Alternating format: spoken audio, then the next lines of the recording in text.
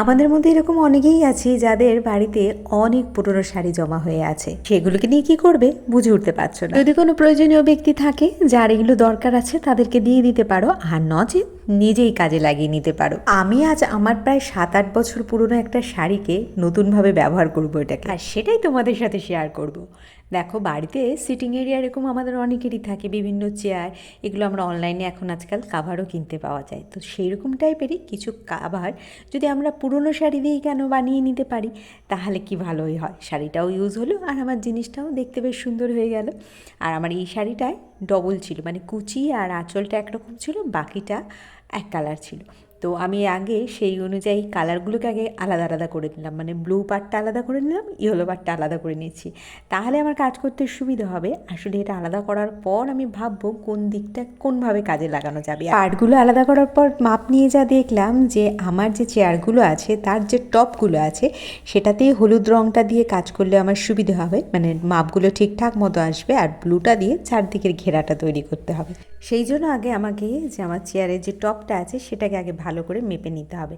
হলুদটা যেহেতু খুব বেশি বড় নয়, মানে জাস্ট কুচি আর আঁচলটুকুই আছে, সেই জন্যই ভাবলাম দুটো চেয়ারের টপটাকেই হলুদ করে দিই, তাহলে দেখতেও ভালো লাগবে। আর হলুদ কাপড়টা না আমার খুব গর্জেসও ছিল, মানে জড়ি দিয়ে কাজ করা ছিল। চেয়ারের টপটা আমি ফিতে দিয়ে মেপে নিচ্ছি এবং মাপটা এমনই নেব যাতে সেলাইয়ের জন্য অবশ্যই মার্জিন থাকে তার মধ্যে। ঢালা কাপড় হলে কাজ করতে একটু সুবিধে হয়, আর যদি দুটো দু রকমের কাপড় হয় তাহলে একটু মিক্সড ম্যাচ করে কাজ করতে হয়। চেয়ারের টপের কাপড়গুলো আমার কাটা হয়ে গেছে, এরপর চারদিকের ঘেরার কাপড়টা কাটতে হবে আর কি। তো এর চারদিকটা আমি মেজারমেন্ট করে নিচ্ছি, একদম মাটি থেকে 2 ইঞ্চি ওপরে রেখেছি যাতে নিচে মোছা বা ঝাড়ার সময় যাতে অসুবিধে না হয়, সেই জন্য একটু উঁচুই রেখেছি। তো সেই অনুযায়ী কাপড়টাও আমি ধরে দেখে নিলাম যে কতটা আমার মোটামুটি হয়, মেজারমেন্ট তো নিয়েছি। সেই অনুযায়ী আমি কাপড়টাকে 4 ভাঁজ করে নিয়েছি, নিয়ে আর ফলসও লাগানো ছিল শাড়িটায়, আমি ফলসটা কিন্তু খুলিনি, তা থাক যাচ্ছে শাড়িতে থাক, তাতে শাড়ির পাড়ের নিচের অংশটা একটু ভারীও হবে। তো যাই হোক, শাড়িটাকে আমি 4 ফোল্ড করে নিয়েছি। এরপর যে ঝুলটা নিয়েছিলাম সেই ঝুলটা আমি ওপর থেকে নিচ পর্যন্ত নিয়ে দাগ দিয়ে নেব, নিয়ে এবং সেই বরাবর আমি ওটাকে কেটে বাকি অংশটুকুকে ক্যামেরাটাতে এখন শাড়ির কালারটা অনেক সুন্দর লাগছে, কিন্তু অ্যাকচুয়ালি এতটাও উজ্জ্বল কিন্তু শাড়ির কালারটা নেই।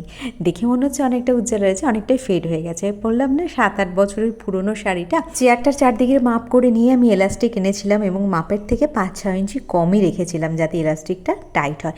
এবার ওই নীল কাপড়টার উপর আমি এলাস্টিকটাকে বসিয়ে নিচ্ছি, আর এলাস্টিকটা লাগাবার সময় অবশ্যই টান টান করে লাগাতে হবে। এইভাবে আস্তে ধরে ধরে পুরো নীল কাপড়টার চারিদিকেই আমি এলাস্টিকটা ফার্স্ট লাগিয়ে নেব, তারপরে হলুদ কাপড়টা পরে অ্যাটাচ করব। দেখো, পুরো নীল কাপড়টায় আমার কিন্তু এলাস্টিকটা লাগানো হয়ে গেছে, আর এত সুন্দর এলাস্টিকটা লাগছে, লাগানোর পর কাপড়টা অলরেডি একটা কুচকানো ভাব চলে এসছে। এলাস্টিকটা লাগানোর একটাই উদ্দেশ্য ছিল, আগের বার যখন আমি তৈরি করেছিলাম তখন এলাস্টিক লাগাইনি, বুঝতে গেলেই না উপরে কাভারটা সরে যেত, বারবার ঠিক করতে হতো। সেই কারণে এবার এলাস্টিকটা লাগিয়েছি যাতে টাইট হয়ে আঁকড়ে নিয়ে বসে থাকে আর কি, যতই বসে নাড়াচাড়া করি না কেন কাভারটা যাতে সরে না যায়। নীল কাপড়টাকে হলুদ কাপড়টার চারিদিকে ঘুরিয়ে বসিয়ে দেওয়ার পর জোড়া মুখ দুটোকে ভালো করে নিয়ে একসাথে করে এবার সেলাই করে দিয়ে আটকে দেবো, তাহলেই পুরো একদম একটা বাস্কর মতো আকার হয়ে যাবে এটা দেখতে। জাস্ট ওপর থেকে নিয়ে বসিয়ে দিলেই কাভার একদম পুরো রেডি। পুরনো কাপড় কি মনে হচ্ছে, কেমন লাগলো সেটা কিন্তু আমাকে অবশ্যই কমেন্ট করে জানাবে, আর ভালো লাগলে চ্যানেলটা সাবস্ক্রাইব করে রাখতে ভুলো না। আর এরকমভাবে নতুন নতুন আইডিয়া পাওয়ার জন্য আমার চ্যানেলটাতে অবশ্যই চোখ। বাকি কাপড়গুলো দিয়ে অন্য একটা জিনিস বানাবো, সেটা অবশ্যই তোমাদের সাথে আবার শেয়ার করব।